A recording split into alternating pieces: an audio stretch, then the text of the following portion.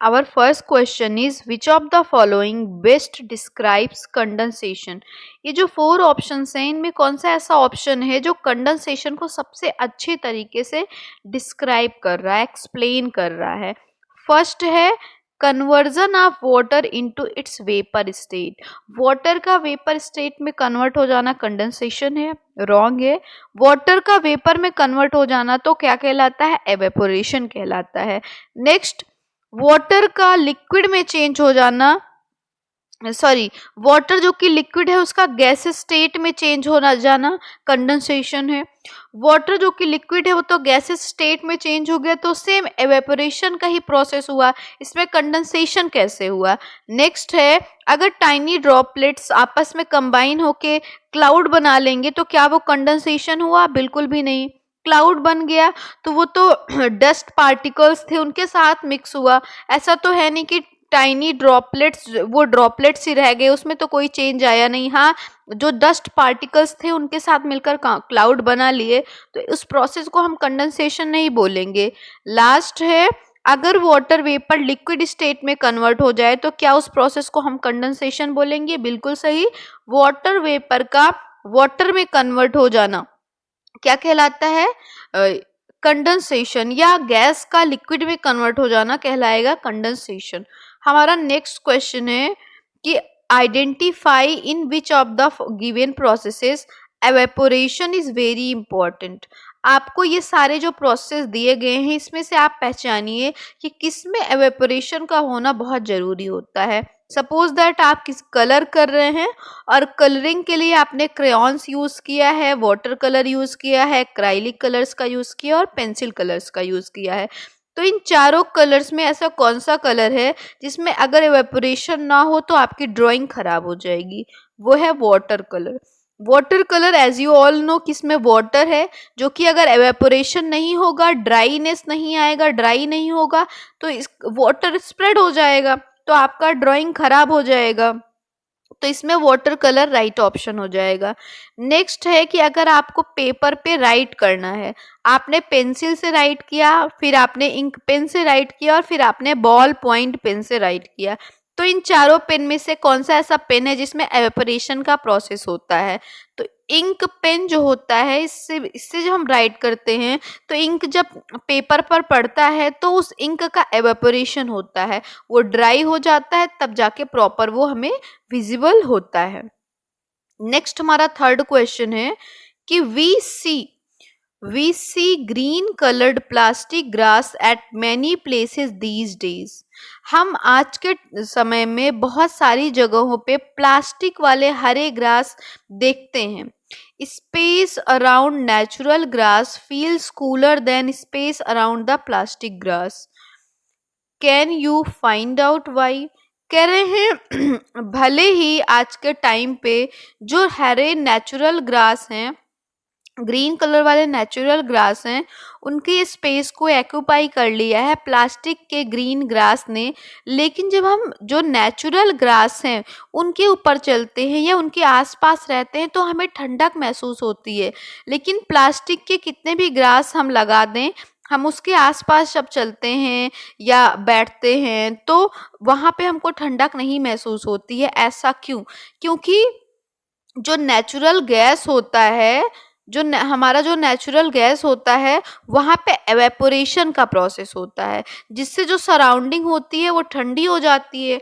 लेकिन plastic glass तो artificial है, उसमें एवेपोरेशन जैसा कोई प्रोसेस नहीं होता। देखिए समझिए आप, हुआ क्या कि ग्रीन ग्रास जो होती है, आपने देखा होगा ड्यू वर्ड सुना होगा ओस। ग्रीन प्लांट्स या ग्रीन ग्रासेस क्या करते हैं, अपने बॉडी से एक्स्ट्रा वाटर को बाहर निकालते हैं as in the form of, आपने प्रोसेस पढ़ा होगा ट्रांसपिरेशन।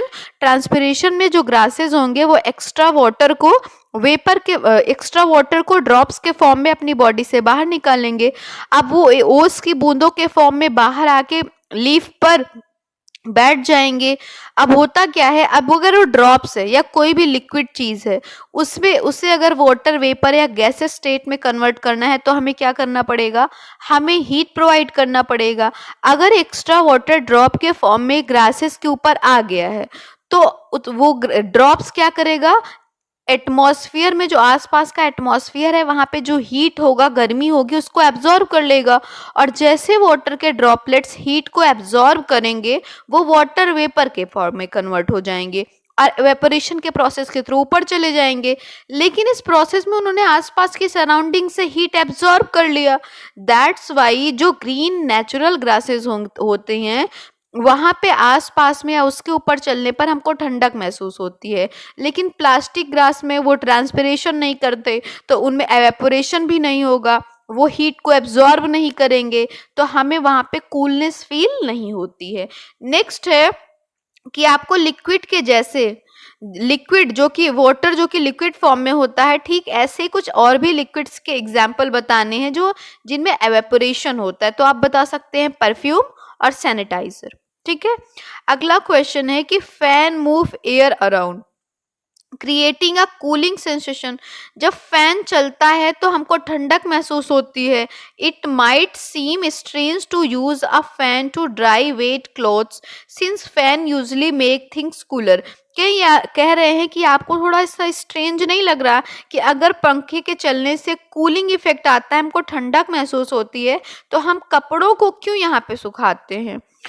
क्योंकि और कपड़े जो है सूख जाते हैं। ऐसा क्यों? फैन चलने पर तो हमको ठंडक महसूस होती है, वो तो गर्मी देता नहीं है, तो कपड़े ड्राई कैसे हो गए?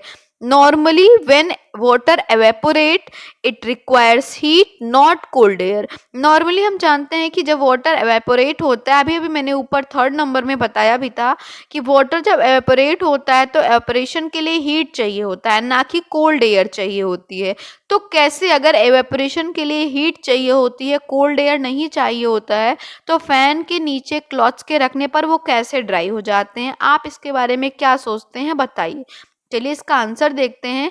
एक्चुअली में होता क्या है, फैन जितने के विंग्स या फैन जितनी तेजी से मूव करता है, आसपास में वो एवेपोरेशन के रेट को बढ़ाता है। जो एटमॉस्फेयर में एयर्स होती हैं, हॉट एयर्स होती हैं, उनके मूवमेंट को बढ़ा देता है।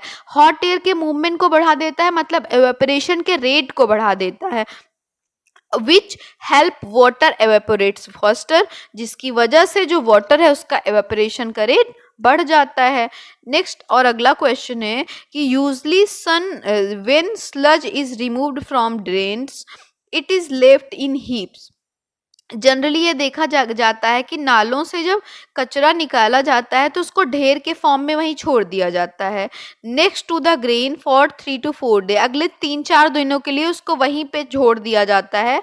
उसके बाद उसको ट्रांसपोर्ट करके ले जाया जाता है और गार्डन में या फील्ड में मैन्योर का मतलब हरित खाद के फॉर्म में छोड़ दिया जाता है। ये एक ऐसा अप्रोच है जिससे ट्रांसपोर्टेशन का कॉस्ट जो है, स्लज को ले जाने का जो ट्रांसपोर्टेशन का कॉस्ट है वो भी बच जाता है, और ये इंडिविजुअल जो उसको हैंडल कर रहे हैं उनकी सेफ्टी को भी बढ़ाता है। तो आप क्या सोचते हो कि ये कैसे हुआ, कैसे उसकी सेफ्टी को बढ़ाया, ट्रांसपोर्टेशन का कॉस्ट कैसे रिड्यूस हुआ? एक्चुअल में हुआ क्या, जब हम स्लज को 2 to 3 डेज के लिए लीव कर दिए तो उसमें जो मॉइस्चर्स थे, जो वाटर था, वो रिड्यूस हो गया, एवेपोरेट हो गया। अब स्लज जो है वो ड्राई हो गया और हल्का भी हो गया। अब वो ट्रांसपोर्ट करने में आसान भी हो गया, साथ में सेफ्टी भी हो गई है। नेक्स्ट क्वेश्चन है हमारा, observe the activities in your home for a day, identify the activities that involve evaporation. आपको अपने घर पर कुछ एक्टिविटीज ऑब्जर्व करना है, और वो जो एक्टिविटीज आप ऑब्जर्व करेंगे उनमें कौन कौन सी ऐसी एक्टिविटीज थी जिसमें एवेपोरेशन का प्रोसेस हो रहा था, और वो आपके लिए कैसे, वो प्रोसेस जो हैं जिनको आपने ऑब्जर्व किया है, वो एक्टिविटीज़ आपके लिए डेली लाइफ में कैसे इंपॉर्टेंट है, आप ये भी बताइए। तो आपने ऑब्जर्व किया कुकिंग, कुकिंग में वाटर एवेपोरेट होगा, वाटर को बॉयल करेंगे, एवेपोरेशन होगा। फ्लोर पर जब पोछा लगता है तो वहाँ पे ड्राइंग होती है, मतलब वाटर एवेपोरेट होता है। डिशेज आप धुल करके रखते हैं, थोड़े टाइम के बाद सूख जाते हैं, वहाँ पे एवेपोरेशन होता है। तो ये सारी एक्टिविटीज़ आप घर में देखते हैं। और इम्पोर्टेंस क्या है, आप यहाँ से वाटर एफिशिएंटली मैनेज करना सीख लेते हो कि वाटर को हमें कैसे मैनेज करना है, वेस्ट नहीं करना है, इवेपोरेशन हम क्या करके कैसे कर सकते हैं, ये सारी चीज़ें आप देख सकते हैं। नेक्स्ट हमारा क्वेश्चन है कि वाटर जो है नेचर में, आप बताइए वाटर कैसे सॉलिड स्टेट में एग्जिस्ट करता है। तो आप बता सकते हैं नेचर में वाटर ग्लेशियर में आइस फॉर्म में होता है, माउंटेन्स पर स्नो के फॉर्म में होता है, और अर्थ का जो पोलर वाला रीजन होता है, अर्थ जो है, अर्थ का जो नॉर्थ और साउथ वाला रीजन होता है, वहां पे आइस कैप के फॉर्म में ये एग्जिस्ट करता है। नेक्स्ट क्वेश्चन है कि रिफ्लेक्ट द स्टेटमेंट, इस स्टेटमेंट को रिफ्लेक्ट करना है और बताना है कि कैसे water is our responsibility before it is our right. Water, पानी हमारे अधिकार से पहले हमारी जिम्मेदारी कैसे है, आप जरा इस पे रिफ्लेक्शन डालिए और बताइए इसका आंसर। ठीक है, आई होप ये यहाँ पे पीडीएफ जो है वो सेव नहीं हो पाया है। मैं इसका आंसर आपको बता देती हूँ कि कैसे जो है हम रिफ्लेक्ट कर सकते हैं कि वाटर जो है वो हमारी एक रिस्पॉन्सिबिलिटी है, वो हम राइट होने से पहले वो हमारी एक रिस्पॉन्सिबिलिटी है। तो आप यहाँ बता सकते हैं while we have a, just write down, while we have a right to use water, only a small portion is usable. We must conserve and protect water sources to ensure future availability, as pollution and wastage threaten these resources.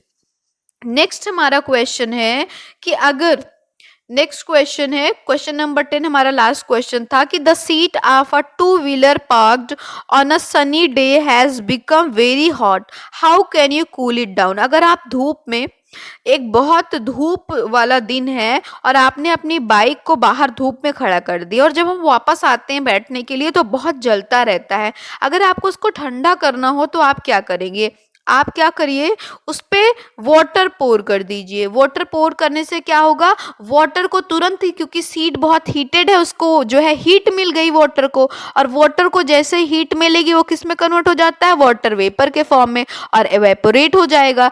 तो evaporation के process के through आप water को जैसे ही पोर करेंगे, heat, water heat को लेकर water vapour के फॉर्म में कन्वर्ट होकर एटमॉस्फेयर में चले जाएगा और आपका सीट क्या हो जाएगा, कूल हो जाएगा। आई होप इस वीडियो में सारे क्वेश्चंस आंसर आपको समझ में आए हों।